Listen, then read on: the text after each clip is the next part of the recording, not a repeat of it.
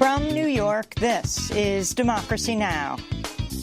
So our boys, our young women, our men, they're all coming back, and they're coming back now. We won. President Trump orders a withdrawal of all 2,000 U.S. troops from Syria in a move that shocked many in the region and in the political establishment in Washington. We'll speak to Syrian-Canadian writer Yazan Al-Sadi and Phyllis Bennis of the Institute for Policy Studies. Then we look at the growing scandals surrounding Facebook. We didn't take a broad enough view of our responsibility, and that was a big mistake. And it was my mistake, and I'm sorry. I started Facebook, I run it, and I'm responsible for what happens here. 8 months after Facebook's Mark Zuckerberg apologized to Congress, the NAACP is now calling for a week-long Facebook boycott for allowing Russian trolls to target African Americans ahead of the 2016 election. We'll speak with NAACP President Derek Johnson about Facebook, about passage of an anti-lynching law, about criminal justice reform, and more. All that and more coming up.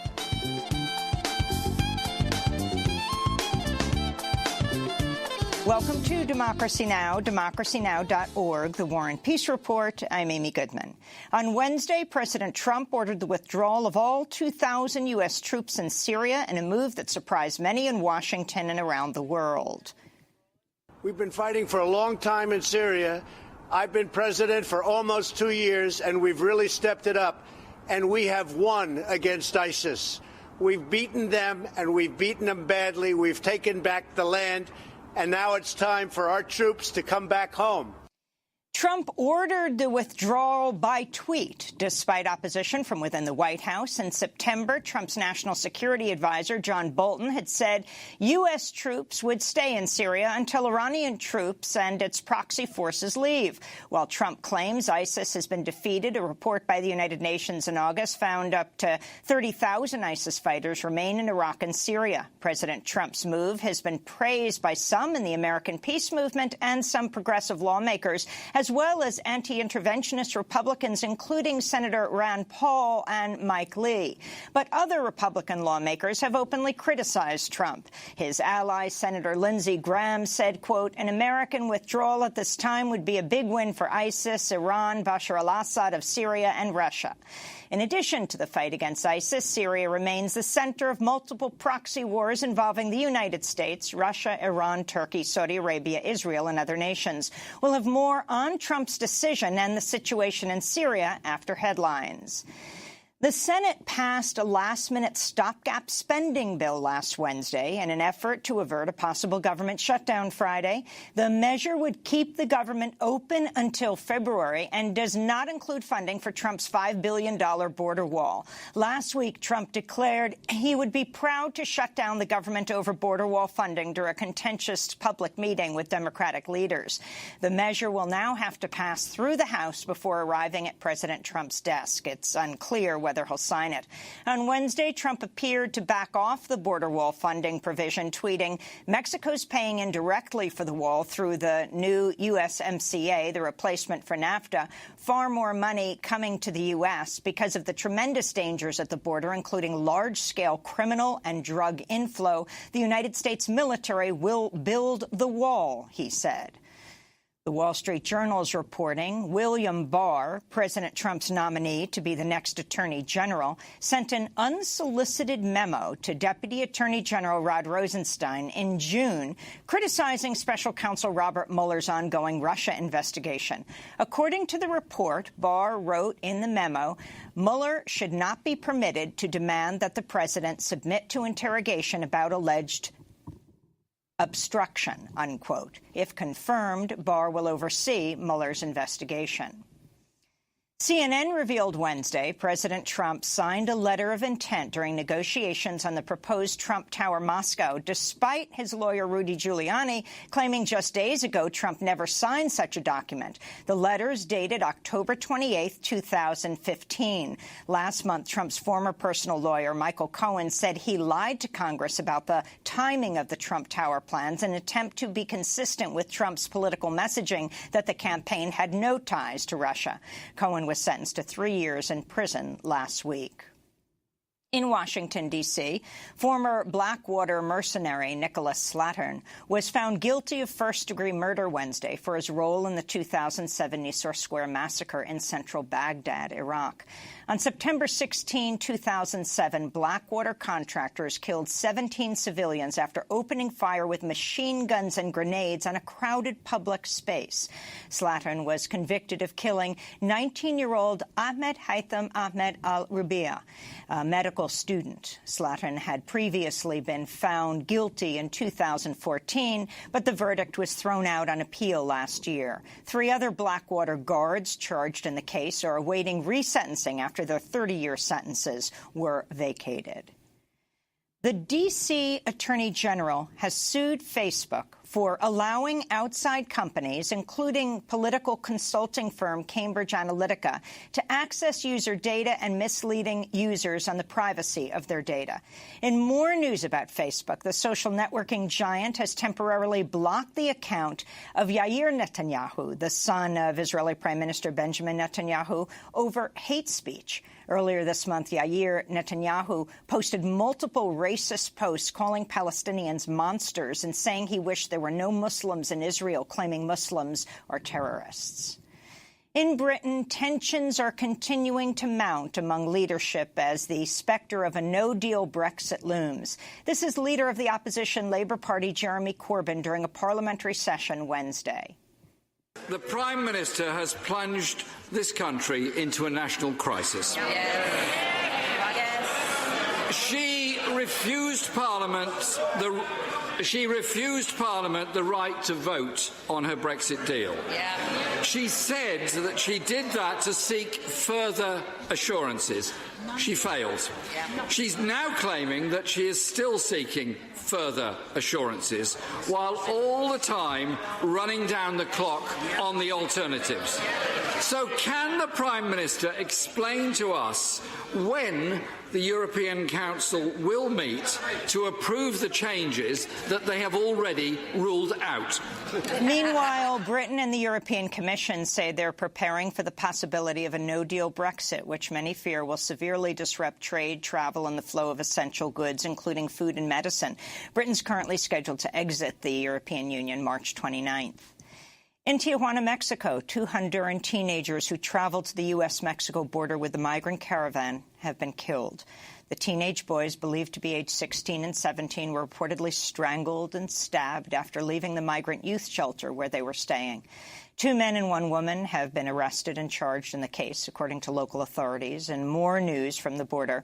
Maria Laila Mesa Castro, the Honduran woman who was captured in a viral Reuters photograph fleeing from a border tear gas attack with her children, is reportedly now in the U.S. California Congress members Jimmy Gomez and Annette Barragan said Mesa and her 5 children had been taken in and their asylum request is currently being processed. In California, a 5-month-old girl who traveled to the U.S.-Mexico border with the Central American migrant caravan has been hospitalized with pneumonia after she spent 5 days in freezing government cells known as hieleras, or ice boxes. Agents at the immigration prison in California where she was being held reportedly refused to seek medical attention for the girl after her mother notified them she was ill. This comes as public outrage is growing over the death of 7-year-old Jacqueline Calmaquin from Guatemala, who died in U.S. custody after she was detained at the U.S.-Mexico border in a remote area of New Mexico earlier this month. A federal judge has struck down Trump administration policies designed to prevent people fleeing gang and domestic violence from seeking asylum in the U.S.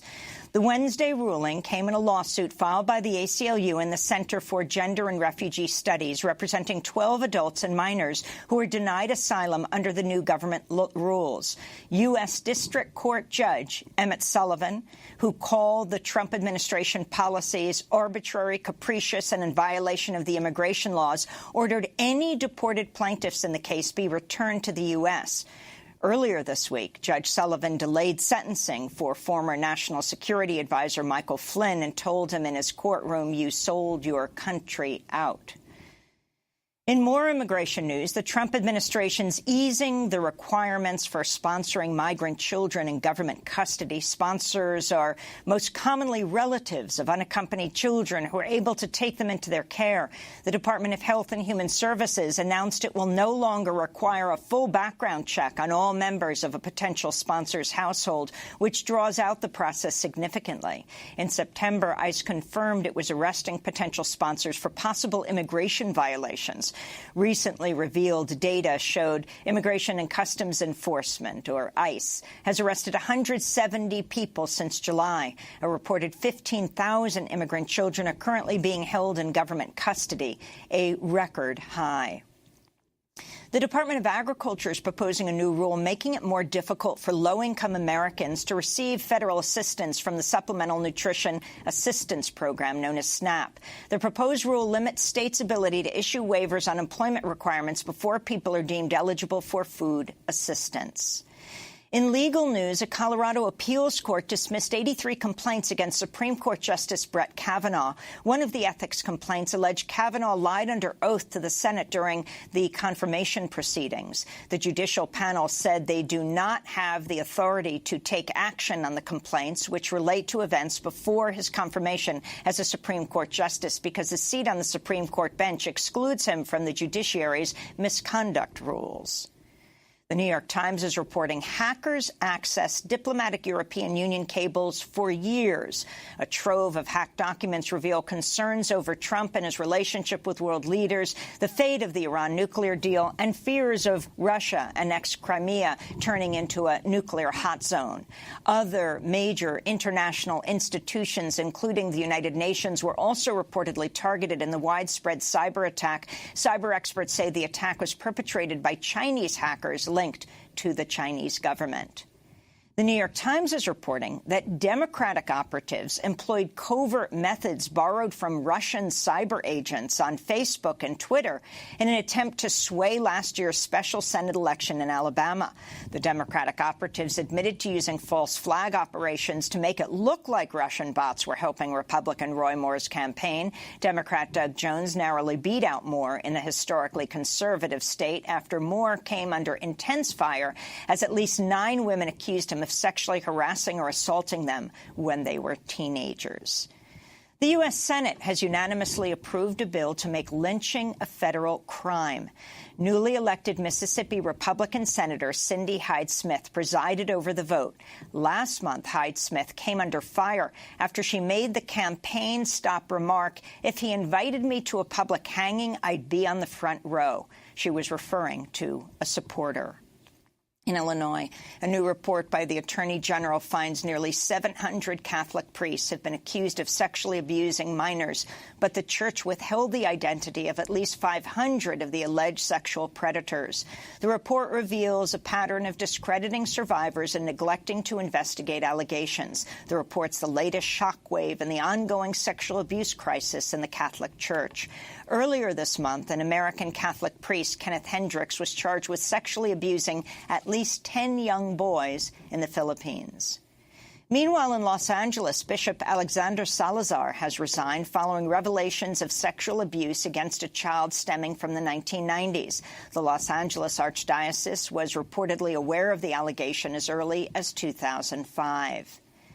Altria, the company which produces Marlboro cigarettes, is reportedly close to signing a $13 billion deal with e-cigarette maker Juul. Earlier this month, Altria invested $1.8 billion in Canadian cannabis company Cronos. Canada legalized recreational marijuana use in October. In Brooklyn, Ohio, a black man was apprehended and handcuffed by police after tellers at Huntington Bank refused to cash his check, then called 911 on him. 30-year-old Paul McCown's was attempting to cash a paycheck of just over $1,000. Social media reports of the incident, which took place on December 1st, have been circulating with the hashtag #BankingWhileBlack. In Texas, the ACLU filed a lawsuit against the state's attorney general, 2 universities, and 2 school districts over the controversial state law requiring employees to vow not to boycott Israel. The suit claims such a demand violates constitutional rights. One of the plaintiffs in the case is a reporter at NPR affiliate radio station KETR, which is licensed with a public college in Texas. Last week, the ACLU of Arkansas filed a suit on behalf of the Arkansas Times, challenging a similar law that says government workers must pledge not to boycott Israel or suffer a pay cut. Austin-based Palestinian-American speech pathologist Bahia Amawi is also suing Texas for losing her job over her refusal to sign the pro-Israel oath. To see our interview with Amawi, go to democracynow.org. In New York City, the activist who climbed the Statue of Liberty to protest President Trump's anti-immigrant policies has been found guilty on multiple counts, including trespassing and interfering with government agency functions. Terez Patricia Okumu and other activists staged a July 4th protest, dropping a banner reading "Abolish ICE" from the base of the statue before Okumu attempted to scale the statue.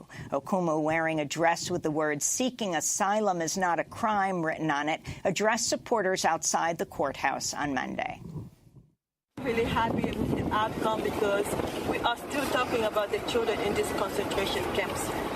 Thank you for those who are at home in solidarity with us in spirit.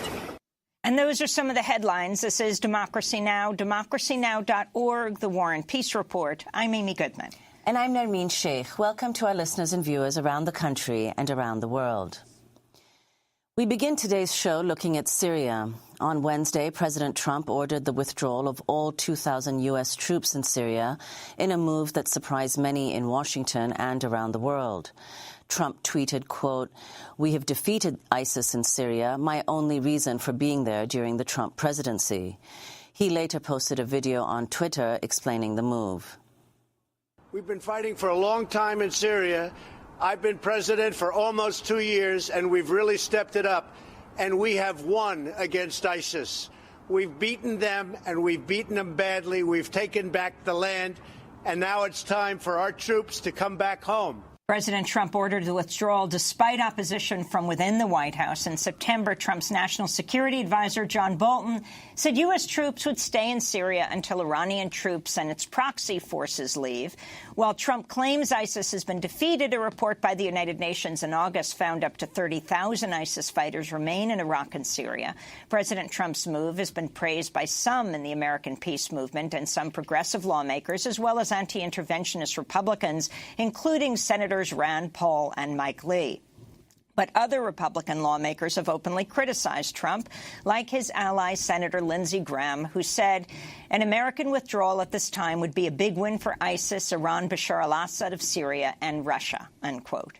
In addition to the fight against ISIS, Syria remains the center of multiple proxy wars involving the United States, Russia, Iran, Turkey, Saudi Arabia, Israel, and other nations. Trump's announcement to withdraw U.S. troops comes just days after Turkey threatened to launch an offensive against U.S.-backed Kurdish fighters in Syria who've been battling ISIS. Erdogan said he wants to clear Turkish fighters from east of the Euphrates. Trump's announcement also came one day after the State Department announced it had approved the sale of a $3.5 billion Patriot missile system to Turkey. One Kurdish commander told the Wall Street Journal he fears Trump's move will be a green light for Turkey to attack the Kurds.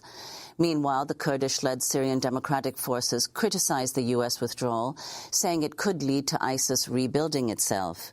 Earlier today, Russian President Vladimir Putin said he agreed with Trump's decision. Is the presence of American forces in Syria necessary? I think not. Let us not forget that their presence, the presence of your American forces, is not legitimate. It is not acknowledged by a United Nations Security Council resolution. Military forces can only be there by decision of the UN Security Council or by the invitation of the legitimate government of Syria. We are there at the invitation of the Syrian government. They have neither this, not that. So if the U.S. decided to withdraw their forces, that is correct. Putin was speaking at his year-end multi-hour news conference in Moscow. To talk more about Syria, we're joined by two guests. In Beirut, Lebanon, we're joined by Yazan Al-Sadi. He is a Syrian-Canadian writer and researcher. And in Washington, D.C., Phyllis Bennis is with us, fellow at the Institute for Policy Studies. Has written a number of books, including most recently Understanding ISIS and the New Global War on Terror. Let's begin with Yazan in Beirut. Your response to the surprise announcement that apparently not only shocked the political establishment in Washington, but the Pentagon and the State Department as well. Your thoughts on President Trump saying, starting now, he is immediately removing 2,000 U.S. troops, beginning with State Department employees being evacuated immediately? So, yeah, there are plenty of thoughts I have. We can start with the idea that's in my head is that I don't really think there's going to be a full withdrawal, because people assume that finally the U.S. is going to be out. You might have a large chunk of the boots on the ground leaving, but it seems very clear that the American air power is going to remain. The U.S.-led coalition itself, whether it's France or the U.K., are going to be on the ground. So the idea of this full American withdrawal, I think, is a bit simplistic. And the way I see it as well, and the analogy that comes to mind, which is based off history. If we look at the history of U.S. military interventions throughout the 20th century, when it happens, it's sort of like, what happens next is that it's sort of like an STD. You have herpes, where the Americans never leave. And this is true when you look at the cases of Japan or Cuba, Guantanamo Bay. So I don't think the Americans are fully withdrawing, and I think we have to be careful about that. And one key concern, obviously, is the destructive air power that has been decimating a lot of innocent civilians. Raqqa is a great example of that. And what this means on the ground, I mean, what we're going to see, obviously, is that the Turks are going to leap on this, in my opinion.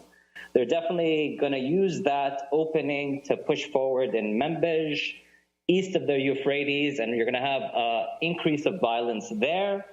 The Assad regime itself, with its Russian and Iranian allies, are going to try and push forward as well against the PYD, or maybe the PYD will make a deal with them.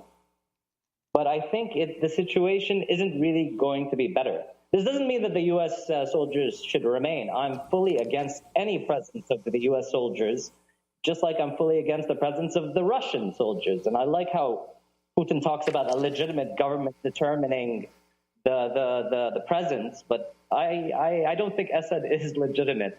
And if we fall along that line, then, well, does this mean the Saudis should remain in Yemen? I don't think so. So there's a lot that's going to happen. We have to be really careful. And I think all this, what's driving it, really isn't about a mission accomplishment or caring about what's happening in Syria. I think this could be related to the multiple scandals that are brewing, multiple pressures on Trump. It could be related to so many other things. But I don't think the U.S. is ever going to leave. It's like I said, it's an STD in many ways. So you've also suggested, Yazan, do you think it's likely that the U.S. might even escalate airstrikes once and if the troops are withdrawn? Yeah, I mean, the airstrikes, there were comments by senior officials in Syria, senior military officials that talked about the continuation of airstrikes. And I think you might see an increase. Yeah, most definitely you'll see an increase because, well, the boots aren't on the ground, so they don't have to worry. And they just, do what they do, and they bombard the place like they did in Mosul and Raqqa, which is utterly devastating. I don't think the solution here really is more war, personally. And Yazan, what about how you think this might impact Russian and Assad airstrikes in areas that are not yet fully under government control? Because, of course, the concerns that have been expressed here are that basically by Trump making this announcement, he's giving a green light to Assad and to the Russians and to everyone who's been backing the regime. I mean, that could be very well true. Let's not forget that there is coordination between the U.S. and Russia and the Assad regime. This idea that there is a U.S. conspiracy to overthrow and regime change in Syria, I don't think that's true. But, I mean, what you might see is maybe the PYD being forced to make a deal with Assad and the Russians in order to protect them from the Turks. And explain who the PYD are. The PYD is the Democratic Union Party. It's a Kurdish-led party. There are many different Kurdish parties in Syria. Obviously, this is one of them. It's the strongest force on the ground. The PYD is the political arm of the SDF, which you mentioned earlier, the Syrian Democratic Forces that are in the north and northeastern part of Syria all the way down to Deir ez-Zor, because they took the fight to ISIS. So I feel like this is also a lesson that the PYD should have realized, because any partnership with the U.S. is always, it burns you. And this is something that we've seen in history time and time again. A lot of U.S. allies throughout the 20th century and beyond tend to get burnt because the U.S. tends to care about itself and sells you out. But this is something that most superpowers do anyways. So the PYD is learning a harsh lesson, really. You mention the Kurds, and many are talking about conversations the president has had with Tayyip Erdogan, the president of Turkey. Who knows what went on behind the scenes around the murder of Khashoggi, with Erdogan putting out the video of his murder by a Saudi hit team in Istanbul. But what are Erdogan's concerns about the U.S. working with the Kurds in Syria, and what are Turkey's plans now? Well, the Erdogan's concerns, obviously, for the Turks, we need to understand a bit of history, because there's a really long, dark history in terms of dealing with Kurdish rights and Kurdish representation. So the PYD, as a force, of a Kurdish force that is militarily strong and growing due to the vacuum that happened over the years, this was a major security concern for the Turks. So the Turks started backing various Syrian rebel groups against the PYD. So these discussions are happening. And what I find interesting is that today, the Iranian president is in Turkey, and they just had a press conference. So it seems like there might be more coordination, because the Iranians themselves aren't really interested in Kurdish autonomy, because that might affect the Kurdish community there. Neither does Iraq want that, and neither does the Syrian government in many ways. So I think there is going to be a support of the Turks going into a degree, and there might be coordination in order to ensure that there isn't going to be a spillover battle between the Turks and the Russians and everyone else. And I think the biggest victim will be the PYD for many reasons. And what is, Yazan, if you could say, I mean, as you mentioned, Rouhani, Iranian President Rouhani is in Turkey today. What is the extent of Iranian involvement in Syria now?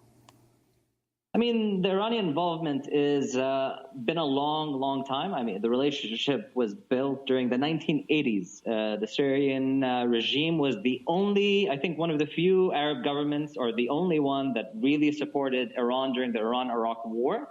And this relationship has developed a long, long time. So what are the Iranians doing in Syria? They're playing as advisors. You have some fighters. They're sending in foreign fighters, whether it's Afghan militias because they promised them nationality, or the Iraqi Shia militias that were brought in. So you have that. And the Iranians are playing sort of a political military coordinator of sorts to give backing and protection for Bashar al-Assad. Obviously, there's Hezbollah in the mix as well, which is part of that. So the Iranians are definitely trying to ensure their interests regardless of what happens in Syria. And ultimately, and I think this is a very key point, with all these like power games played by all these countries and leaders, revolting men, they are all, the biggest losers obviously are communities in Syria, whether they are Kurdish, Arab, Armenian, or whatever, because the struggle for self-determination and actual freedom is really taking a pounding here. And it's taking a pounding by all sides. Before we go to break, Yasin, I wanted to ask you about President Trump saying that ISIS has been destroyed. Many people calling this that George W. Bush moment when he said mission accomplished in Iraq. Yeah, I mean, it's like, it's a very Trumpian moment. I mean, he said it on Twitter. Wonderful, great. I don't think, regardless, if the U.S. remains or leaves, what is the problem in battling ISIS is the same problem we've been seeing since the start of the global war on terror 17 years ago. And you cannot defeat extremism and terrorism with war. You need to offer alternatives. You need to deal with the core issues that are driving these things, which is political issues, social issues, economic issues, true liberation and representation for the people and communities. And this is a major failure we're seeing, whether from, the states, not just the U.S., I'm talking about nation states internationally. And the problem as well is that the global war on terror mentality, discourse, ethos has been appropriated by a lot of governments worldwide, and it's been utterly destructive. I mean, I was thinking about it. There's like a tragic reminiscence of like Al-Qaeda. It seems like Al-Qaeda was a cup of tea compared to what we're seeing today. And I do think we're going to see worse things tomorrow because the key issues aren't being dealt with, and these powers that be are really not interested in dealing with them because this means a complete change of the status quo. This means changing core issues, whether it's discrimination, injustice, all these things. So they're not interested, and actually they benefit by having this continual enemy. They always benefit, and we get screwed as people. Yassan al-Sadi is a Syrian-Canadian writer and researcher speaking to us from Beirut, Lebanon. When we come back, we'll also be joined by Phyllis Bennis of the Institute for Policy Studies. This is Democracy Now! Back in a minute. Sometimes I feel like a motherless child. Sometimes I feel like a motherless child.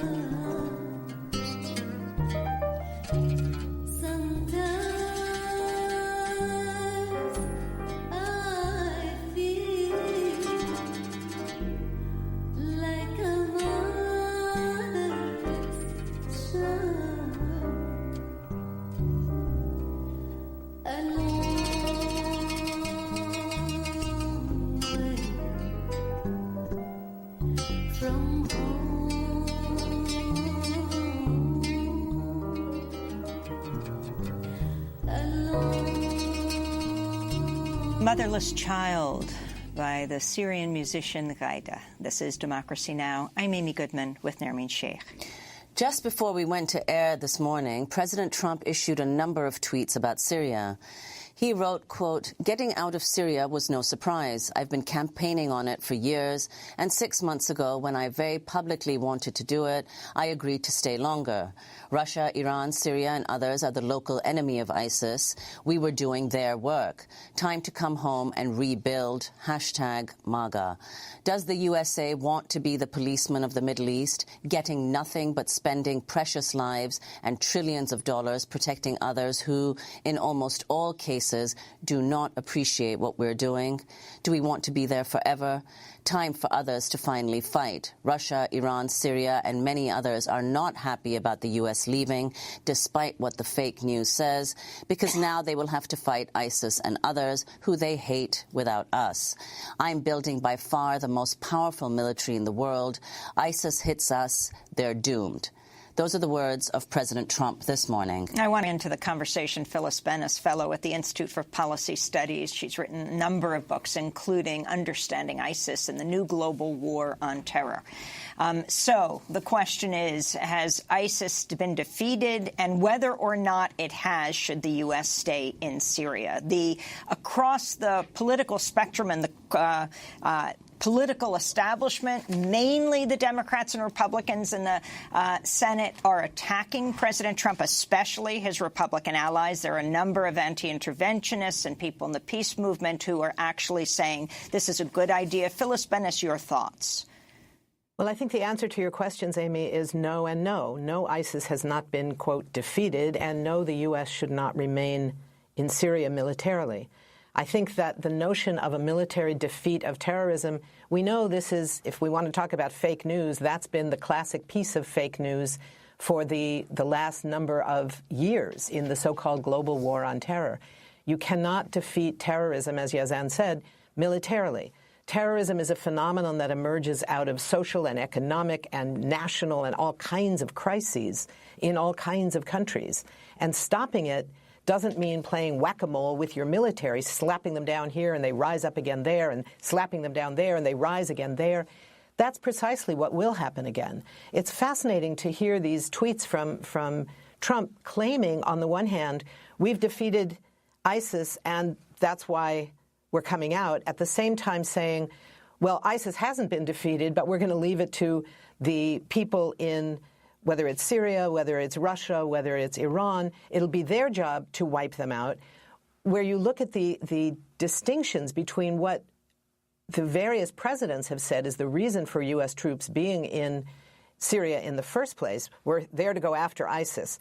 Okay, except that the Pentagon says we're there to protect our allies. In this case, it's the Kurds, who, as Yazan says, will be quickly abandoned by the U.S. John Bolton, the National Security Advisor, says we're in Syria to make sure that Iran doesn't build up its presence there. And the State Department says that we have to stay there because ISIS is still there. So we don't even know what was the rationale for U.S. troops to be in Syria. There certainly is no clarity on what any future rationale should be, because we know that terrorism cannot be destroyed militarily. And I think that's the fundamental question here. We do know that the warplanes and the drones are going to continue to be bombing in Syria, and it's those U.S. bombs and U.S. coalition-led bombs that are creating enormous pressure, wreaking enormous havoc on the people of Syria. Again, this is something that Yazan spoke about very eloquently. When we look at Raqqa, when we look at the other cities that have been largely destroyed by U.S. bombing after being under attack, both people and the infrastructure of cities, by ISIS. This is not going to qualitatively change that on the ground. The presence of 2,000 U.S. troops, most of them special forces, that's not enough to change a military balance of forces when you're talking about thousands of fighters from all these different countries on all these different sides fighting each other to the last Syrian. The Syrians are doing the dying. It's the militaries of the U.S. and Britain and Russia and Iran and the Saudis and Qataris and Turkey, all these countries in the region, the global powers, have been fighting each other in combination in Syria since 2011. And I think in that context, the withdrawal of any one of those major military forces is important as an advantage for the people of Syria, who will have one less force bombing them. Is it going to change the political dynamics on the ground? No. We don't know whether the Kurdish forces, the YPD, is going to now turn towards renewing their old alliance with the Assad regime. That's probably the most likely possibility. This is, of course, not the first time that Kurdish forces have been first embraced and then abandoned by the United States. That's been a legacy of Kurdish history for almost a century now. So in that context, it's not going to change the situation on the ground for the population of Syria. It will temporarily shift things around for who the Kurdish forces will be relying on, whether or not the Turkish forces go into Syria and go after the Kurds that they have identified as their Kurdish enemies because of their ties to Kurdish forces inside Turkey. We don't know whether the Turks will do that. We don't know if that's part of the negotiations that are now underway between Turkey and Iran on the one hand, perhaps between Turkey and the United States on another hand, where we see a rapprochement on both sides. So Turkey may stand to gain, but there also may be a diminished level of fighting if there is less tension emerging between Turkey and the various other forces. So the complexity, where you have, at least in my book on ISIS, I identified 11 separate wars that were being waged in Syria, none of them in the interest of Syrians, but all of them causing enormous death and destruction to the people and cities of Syria. If some of those wars will be diminished by this withdrawal, that can only be a good thing. Well, Phyllis, I want to ask about the what a U.S. involvement is likely to be in the future, even if this withdrawal does take place.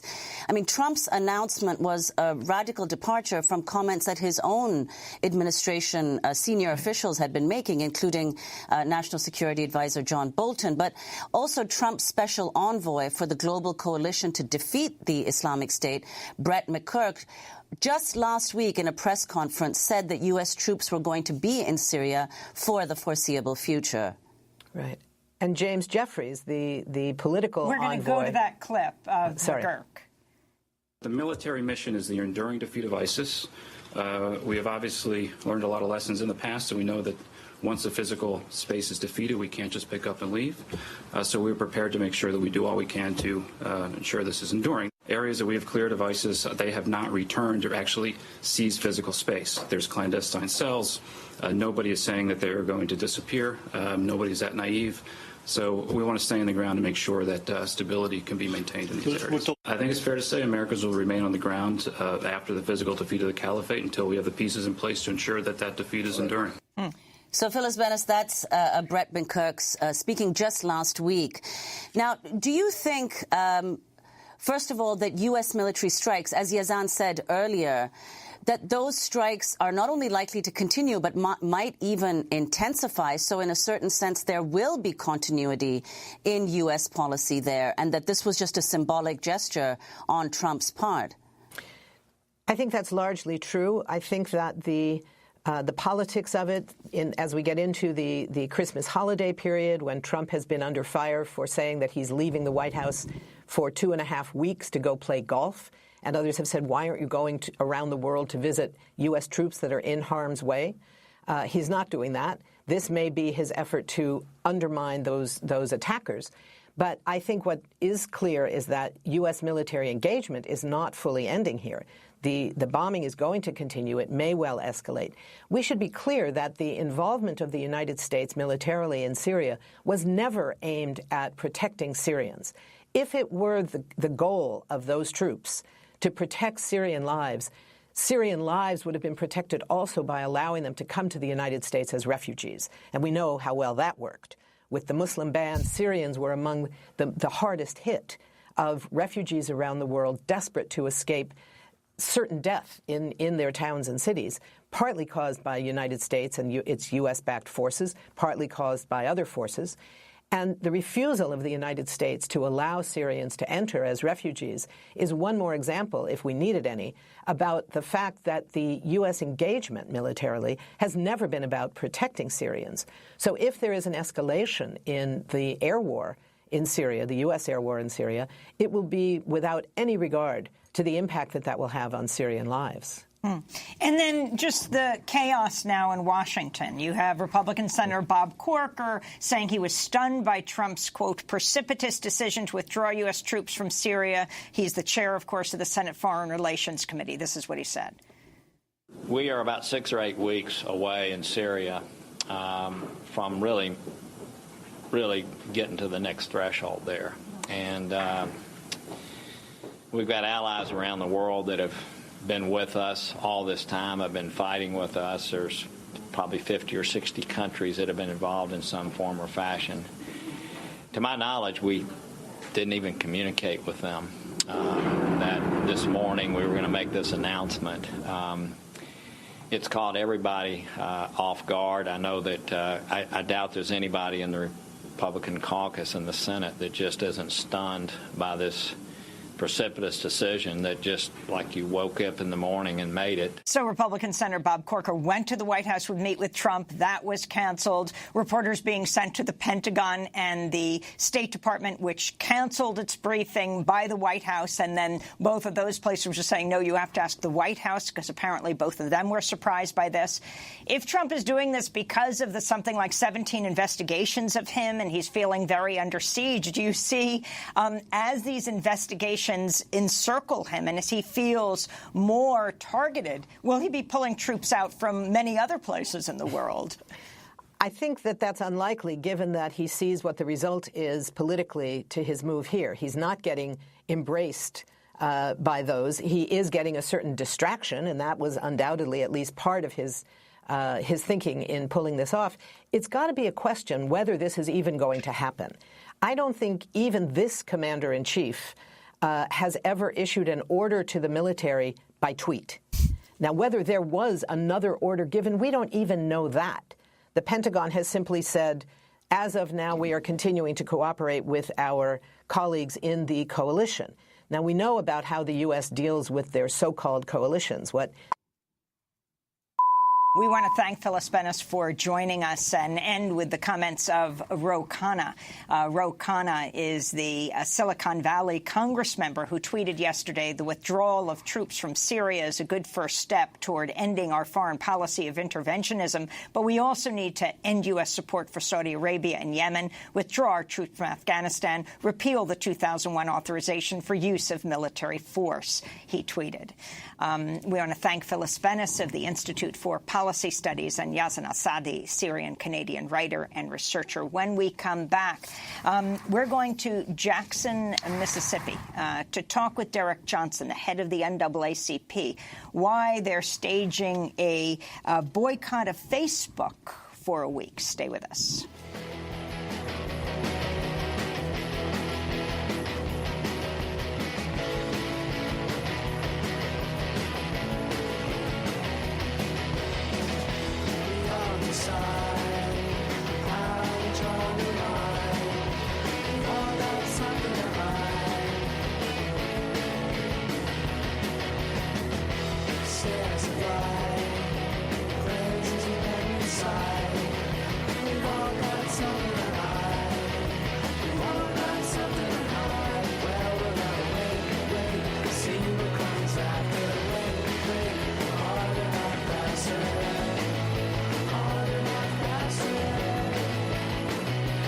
Nothing to Hide by Yo La Tengo here on Democracy Now! I'm Amy Goodman with Nermeen Sheikh.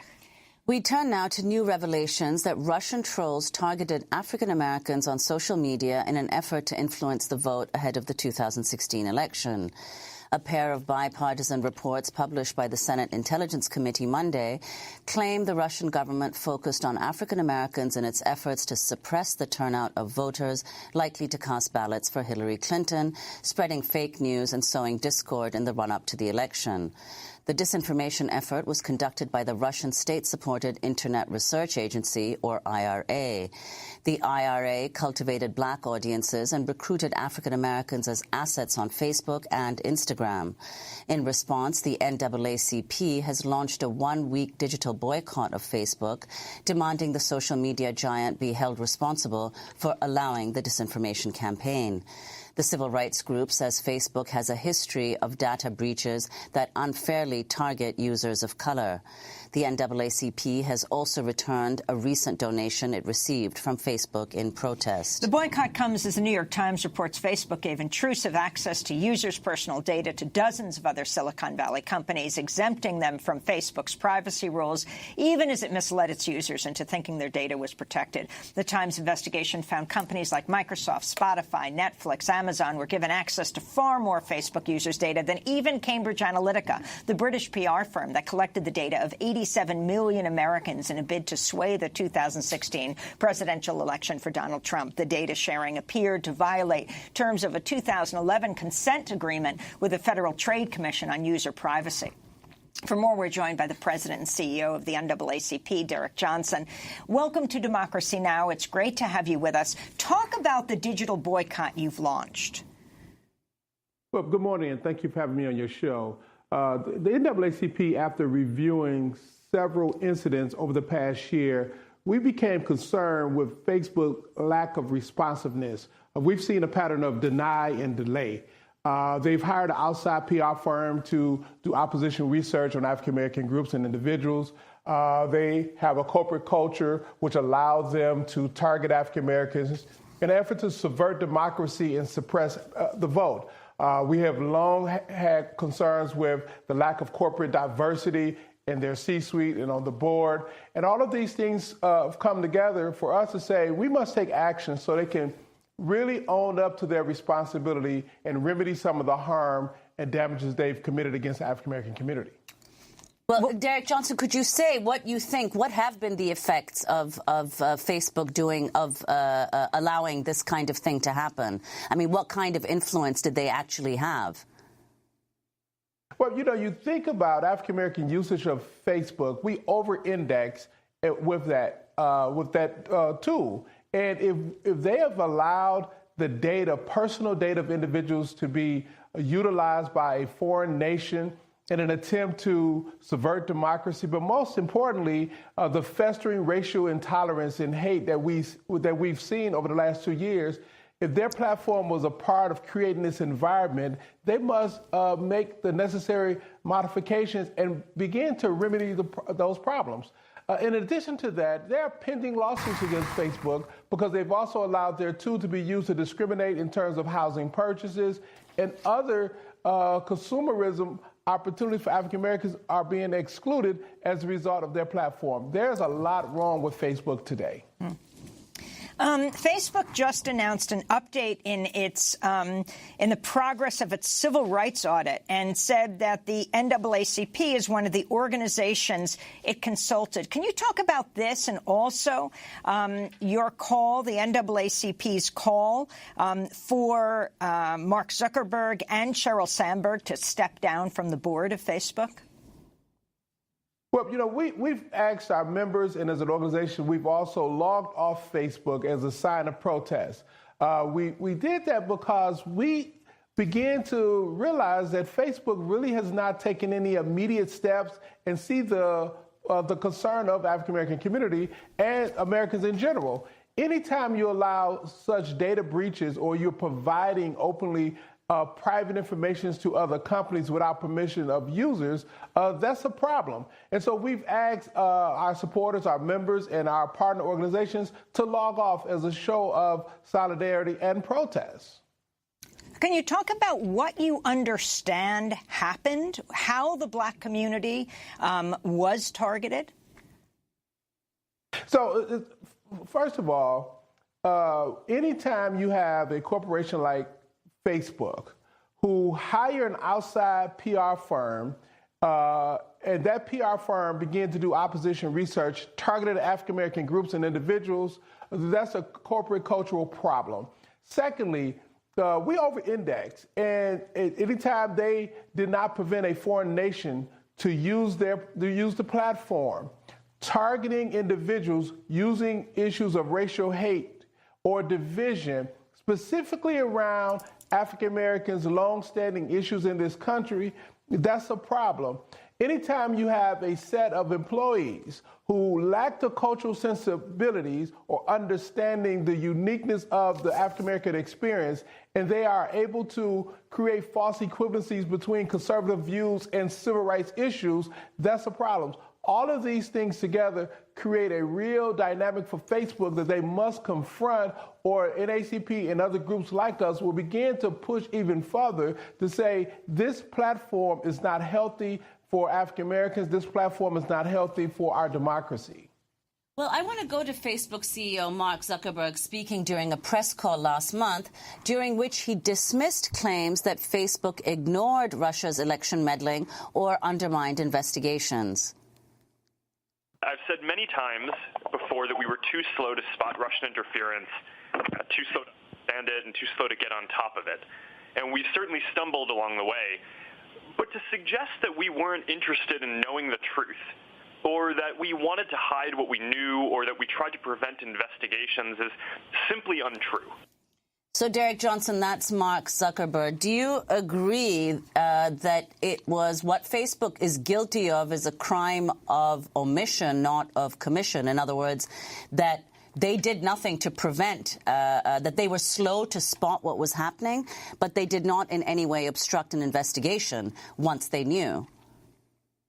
Well, for us, we're not going to get into what they did or did not do. We are going to get into the impact of their actions or lack thereof. The outcome is what I'm more concerned about. And the outcome is one in which they've allowed their tool to be used to discriminate against African-American communities in terms of home purchases. They've allowed their tool to be used by a foreign nation to subvert democracy and seek to suppress African-American votes. They've allowed their tool to fester racial hatred. They've allowed their cultural climate to hire an outside firm to investigate African-American groups and individuals as if we were a candidate to be opposed to. They've allowed their platform to subvert democracy in ways in which is not acceptable. So how they got there, why they got there, what steps they've taken and stumbled along the way becomes irrelevant. It's the outcome, the impact that we're most concerned about. And we have not seen a sense of urgency or priority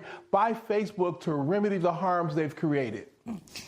Before we go, I wanted to ask you about the latest news out of the Senate. The Senate unanimously approving a bill to make lynching a federal crime, sponsored by the Senate's 3 African-American members, Democrats Kamala Harris, Cory Booker, and Republican Tim Scott. Since 1918, over 200 anti-lynching bills had been introduced in Congress. All of them were voted down. The significance of this. But it is huge. At ACP, we are 109 years old. We was created as an anti-lynching organization. And now we're finally seeing the outcome of a long journey of creating a federal policy to make anti-lynching crime something of significance. I commend Senator Kamala Harris out of California, reached out to her yesterday. I thanked her. I commend Senator Cory Booker, spoke with him yesterday also. I appreciate the hard work that he put into it. I commend Tim Scott against what most people would have thought his party's interest, but understand that our racial identity trump any party identification. And I commend Tim Scott. The 3 of them taking leadership on this foundational issue for African Americans is a significant moment in history, and we should all celebrate their courage, their vision, and their strength to make it happen. And finally, the Senate also approving the bipartisan bill that would roll back sentences for federal prisoners, about 1/10 of the prison population of this country, rolling back mandatory life terms for third-time offenders, as well as mandatory sentences for nonviolent drug users and those convicted of firearms crimes. It's an astounding array across the political spectrum. The number of Republicans who joined Democrats in voting for this. Your thoughts? I think it is a great step in the right directions. All of the Senate members who stepped up to recognize that what a waste of our tax dollars and our human capital and resources when we throw people away for small mistakes. Many of us are sitting in positions of significance only because we didn't fall into a particular trap or we didn't get caught in that particular trap. There's so much to be offered by so many individuals. If we can get this same type of reform as it relates to the 50 states' sentencing reform laws, we could be a better nation forward. There's so much talent that's been thrown away in this nation, and we need to prevent that from ever happening again. How do you see moving this from federal prisoners to all of the prisoners, bills targeting all prisoners, over 2 million, the largest prison population in the world? I think this is a step in the right direction. The federal policy landscape sets an example for state policymakers to consider their decisions, to get away from the profitizing of individuals being incarcerated, and understand that we need to address some of the social ills to prevent individuals from having to fall into certain traps. But more importantly, this last election cycle also gave us a tremendous opportunity. Amendment 4 in Florida, where 1.4 million individuals are now re-enfranchised. Although the new Republican governor says he's going to try to stop that. Well, the civil rights song is freedom is a constant struggle. So we got to continue to push. But what a tremendous message the voters in Florida sent by passing that amendment. And Derek Johnson, we're going to have to leave it there. But I thank you so much for being with us, President and CEO of the NAACP. That does it for our show. I'm Amy Goodman with Nermeen Sheikh. Thanks so much for joining us.